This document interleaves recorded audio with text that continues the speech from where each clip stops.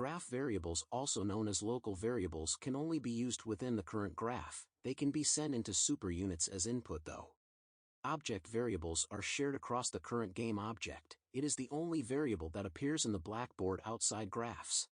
They can also be used by other objects if you can reference the object you need to get the variable from. Scene variables share across the entire scene and can be used anytime anywhere within it. Application or simply app variables are shared across the entire game.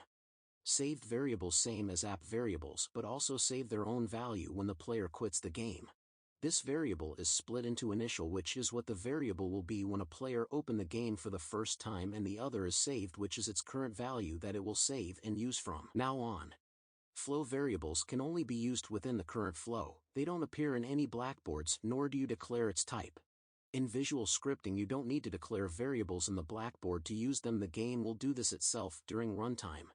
You can also get the get variable node by dragging the variable from the blackboard, or the set variable node when you click and drag while holding Alt. You can also change the type of a variable during runtime.